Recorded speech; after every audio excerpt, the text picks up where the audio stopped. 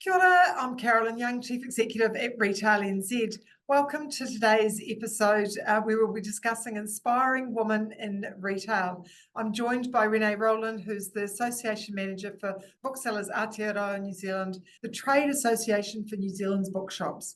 Prior to her role at Booksellers, Renee managed two small independent bookshops in South Canterbury, one in Twizel and one in Timaru. Welcome, Renee. Kia ora, thank you for having me on the podcast. Look, it's just so fantastic to have you here. Thank you for your time. This episode is going to take about 10 minutes, so grab a coffee, everyone, take a break, and we've got plenty to cover, so let's get straight into it. When we look at your career, Renee, it spanned corporate spaces from the UK and New Zealand. And here you've opened two independent bookstores, one in Twizel and one in Timaru. Tell us about that journey to opening those bookstores and what's inspired you to do that. In hindsight, it was simple, really, and it was a bit of a light bulb moment. I left the financial services in the UK, and I only knew that I didn't want to do that for the rest of my life. I didn't want to be in financial services. I knew that I loved books. I spent weekends in bookshops. I planned holidays around visiting bookshops. So my ambition was very humble, and I came back to New Zealand, and I really just wanted to work in a library or a bookshop. But when I found myself as a cleaner in Twizel, and Twizel had an excellent librarian and a very good library, but they didn't have a bookshop, and it was a small town with a lot of people visiting, so it was kind of fairly obvious what I needed to do. And I just cracked on and I opened a bookshop. I did not have a clue what I was doing. I just knew books, and I knew what I wanted to talk about and what I wanted to help people read. I didn't even have a till or a float on day one. Like, I had an EFTPOS machine that arrived that morning, but I was so naive. I was just full of my love for books, and I didn't know it, but I was a bookseller. I'd just been waiting to become that bookseller.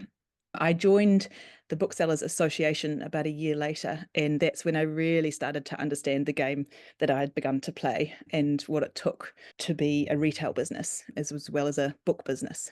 So you turned your love and joy of books to being not just your passion, but your work and your everything. And so then I guess it was that transition from that initial, wow, I can do what I love every day, to actually understanding, well, how do I do it successfully and actually make it sustainable, I guess. Yeah, exactly. Because I did have that experience in financial services, and my father was very entrepreneurial, and my parents always had small businesses. So I knew that, like, it had to be sustainable, because Twizel is a small town, and I opened in the middle of winter. So I was still cleaning on the, when I'd finished work at the bookshop, I was still doing other jobs, but I really needed the bookshop to start paying for itself and then eventually pay for me. But, that happened really slowly. I started with 500 books, and half of those books were my own books that I was flogging secondhand and then reordering new because I loved them so much and wanted other people to read them. So very naive and just very filled with passion, but also very clear what I didn't want to do with my life, and therefore needed to make a new pathway forward.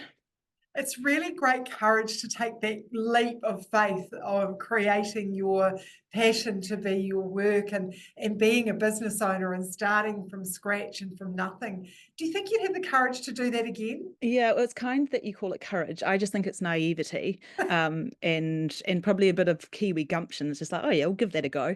But I would just say, give it a go, and also don't wait. Like, there's never going to be the perfect time. Just swear word, do it. I wasn't ready. I didn't have a till. The EFTPOS machine turned up in the nick of time.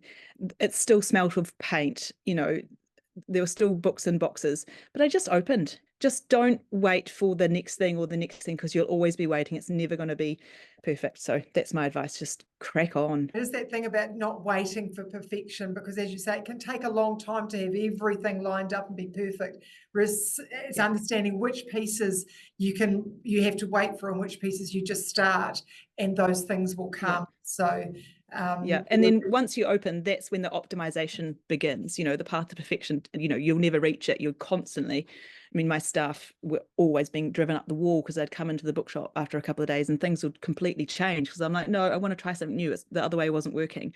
You can optimize and you can seek perfection once you've begun. Don't worry about doing that before you've begun.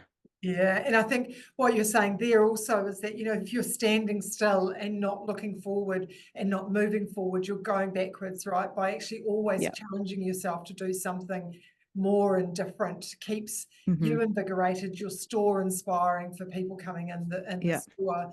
And I guess, you know, I know that you've won a Booksellers New Zealand American Scholarship. So it was a 2-week internship that you had in New York. What was Yeah. that experience like, and what did you learn from that? That was winning the scholarship. So I did 2-week internship at Greenlight in Brooklyn, which is a massive store, and they had 2 stores. And especially coming from a tiny store in Twizel, it was an absolute level up moment for me, because I went from being a one-woman business with a casual staff member, where I was receivables, I was marketing, I was the cleaner, I was the CEO, to suddenly seeing the nuts and bolts of a big bookshop where all those work streams were split out, where they had laid bare their strategy and their ambitions and their management plan. And I came back literally with a suitcase full of books, but also a suitcase full of ideas and energy and motivation. And it meant that I could kind of apply Big Apple strategies and ambition to my tiny little 12 square meter bookshop in Twizel. You know, that didn't hold me back. And that internship gave me the ability to scale, or to see scale, and to see the necessity of where that needs to go in the business, and also just remove the ceiling. Like, it's just, you know, I capped myself, and it's just like, you don't need to, you can just take that cap off and chuck it away. So it really changed how I approached business. And, you know, I came back and from that internship, and then about a month later, we went into our first lockdown. During lockdown, I was planning my second bookshop, and then after that lockdown ended, I opened that second bookshop in July. So it made a direct and immediate impact. And I know that I was so fortunate, and not everyone gets that, but also I sometimes need a really hard push to see things, and some people don't need that push. They can just be like, no, just take the lid off your ambition, don't limit yourself. And also, if you want experience in a bigger, better store, just go and ask for it. Especially in the book industry, people are very collegial and inviting and share ideas. We all just want everyone to do better and survive. And I think that's the interesting thing, because Kiwis are quite conservative, right? We're unlikely to ask for support or be collaborative as much necessarily naturally. But I think within, you know, retail, we can be collaborative and work together and you know, find ways to inspire each other so that everybody succeeds, and having that kind of umbrella of thinking. And Yeah. I think the great thing that you've achieved in terms of that scholarship is you came back and actually, while we go away sometimes to courses and conferences and things like that, actually applying what we've learned in practice when we come back is the difficult thing. So being able to come back, and whilst we had lockdown, but you then opened your second store, that's, you know, that's inspiring, because you managed to actually really lock in those learnings and apply them into your business, which is yeah, just amazing in such a difficult environment. But of course, now you're the association manager of Booksellers Aotearoa New Zealand. So, you know, I guess that journey is an interesting journey, and I wonder what advice you have for women who want a career in retail and what that might involve. Look, the first thing I'd say is, like, aside from not limiting yourself, is you just never know what's around the corner. Like, you absolutely don't know. I had to close the Twizel bookshop last year, which absolutely broke my heart. And I fully acknowledge that I made some pretty basic business mistakes. I trusted people's word instead of insisting on a lease. And I was always the first person to, like, make sure other booksellers secured their lease and had a watertight lease. So, you know, that happened. But because that happened, well, I wouldn't be in this role now had that not happened. And it also meant that as an association manager, I've got skin in the game. Like, I was a bookseller, and when I am finished in this role, I'll go back to bookselling. And I came into the role with a lot of experience, including really bad experience. I've learned from my mistakes, and I will make sure no one has to go through what I went through because of, you know, naivety, or because it's business, you know. Yes. This is the thing. It's just, you've got to separate business from the personal, and you've got to make business decisions and choose to have uncomfortable conversations and insist on what you should insist on, rather than just trying to be friends.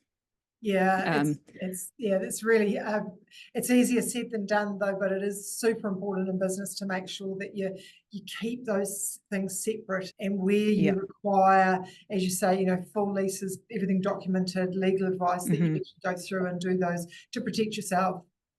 Yeah, absolutely. And And also, this job, that being the association manager for Booksellers, it's a once in a lifetime opportunity, and I just couldn't say no to it, even though I love bookshops and I still love bookselling. But it sets me up beautifully to do that, because I really want to see a bookshop in every town. I want independent bookshops to have a greater market share. I want literacy rates to improve. I want more books to be read everywhere. And I have plans to make all these things happen.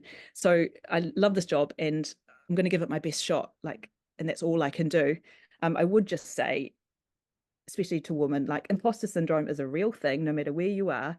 And you have to make sure you voice those insecurities, because you can't, if you are in that syndrome, you can't call them out yourself, but your friends can, and they'll call bullshit on that. And sorry, swearing. And you have to have good mates or good mentors or people who can sense check your insecurities and cheerlead for you when you can't cheerlead for yourself because you're in the weeds. And just lean on your mate, lean on your business friends, lean on your colleagues. I think that's so true, is that how we can be more collaborative as women and not see other women leaders as competition, but more as peers and people that we can support each other, and so that we can all succeed and back ourselves to be able to do more, right? Because that's part of that imposter syndrome, where we hold ourselves back a little bit, but actually let's lean in and step forward into the challenges rather than step back and wait for others to do it. I think that's so important for women to be successful in business. Yeah, I agree. Look, thank you so much for joining us today, Renee. It's been such a pleasure to speak to you and hear about your passion for books and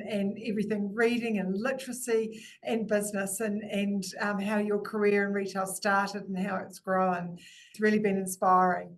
A special thank you to all of our Retail NZ partners whose support enables us to keep everybody up to date with everything retail. I really hope you enjoyed the episode today, that you managed to take a few minutes to grab a coffee and learn something about leadership in retail and women. Finally, don't forget to subscribe to Retail Unplugged on your preferred channel so you can keep up to date with current industry knowledge. Ka kite anō, bye for now, and we'll catch you next time. Kia ora.